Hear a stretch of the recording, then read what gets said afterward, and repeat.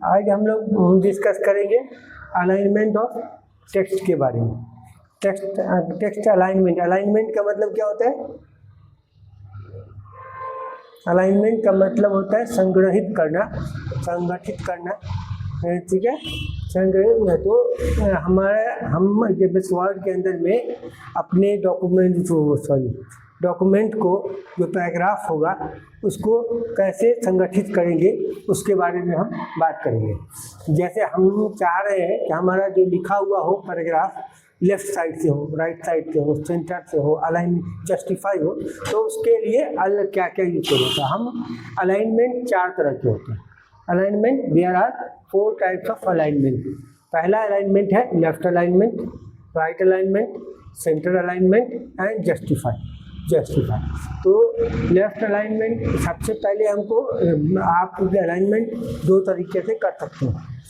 पहला तरीका है या तो आप माउस के तरीके से यूज़ करके कर लो, और या शॉर्टकट की से बाय यूजिंग कीबोर्ड करिए या बाय यूजिंग शॉर्टकट की करिए, ठीक है।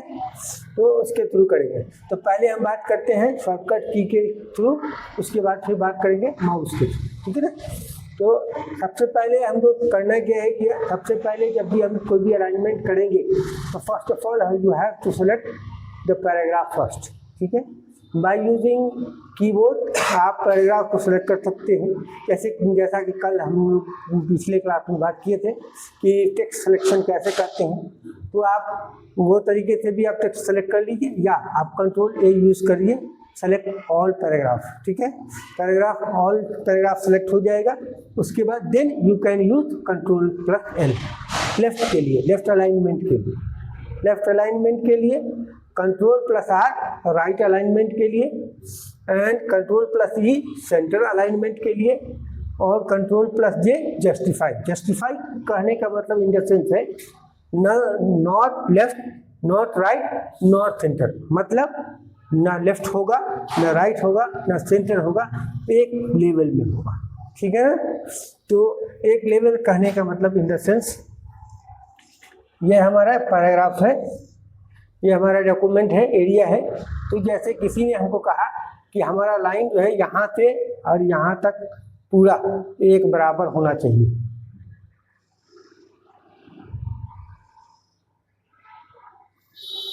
तो उस टाइम पे हम क्या यूज करेंगे? कंट्रोल के साथ जे, ठीक है। तो ये हो गया हमारा जस्टिफाई। अगर कोई सी बंदे ने हमको कहा कि हमको लेफ्ट साइड से लिखना है, तो आपका पैराग्राफ ऐसे होगा। हो सकता है कोई आगे हो, कोई पीछे हो, तो इस तरीके से यूज करना है। तो उसके लिए हमको Ctrl+L यूज करना है। किसी बंदे ने हमको कहा कि हमको राइट अलाइनमेंट चाहिए, तो आपका पैराग्राफ छोटा बड़ा हो सकता है, तो उसके लिए हमको कंट्रोल के साथ R यूज करना है। अब कोई बंदा हमको बोलता है कि हमको सेंटर में लिखना है, सेंटर में चाहिए, तो उसके लिए हमको क्या करना है? कंट्रोल के साथ E for elephant, not C। बहुत सारे लोग C दबा देते हैं सेंट्रल के लिए, पहले E आ गया है, अपडेट हो गया है, तो कंट्रोल के साथ E दबाना है, ठीक है ना। कंट्रोल E से आपका सेंटर हो जाएगा, ठीक है ना। तो ये समझ में आ गया। अब हम लोग बात करेंगे बाय यूजिंग माउस।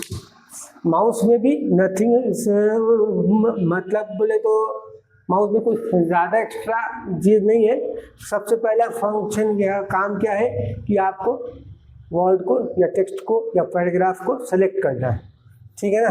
सेलेक्ट करना है। सेलेक्ट करने के बाद आप होम टैब में ये इस तरीके का देखिएगा बना हुआ रहेगा। पैराग्राफ ग्रुप के अंदर इस तरीके से बना रहेगा।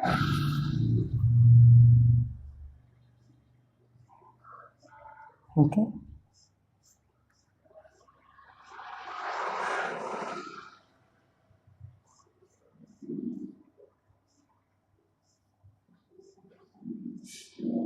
पैराग्राफ ग्रुप के अंदर में इस तरीके का बना रहेगा।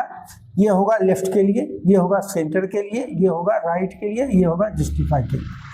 पहले आपको पैराग्राफ को सिलेक्ट कर लेना है, उसके बाद माउस का कर्सर लाके या तो आप लेफ्ट करना चाहते हो तो लेफ्ट पे क्लिक कर दीजिए, सेंटर करना चाहते हो तो सेंटर पे क्लिक कर दीजिए, राइट करना चाहते हैं तो राइट पे क्लिक कर दीजिए, जस्टिफाई करना चाहते हैं तो ये पे क्लिक कर दीजिए, इस पे क्लिक कर दीजिए सेंटर के लिए। ठीक है, सेंटर के लिए ई, हम ई पे क्लिक कर दीजिए। ठीक है ना, ई पे।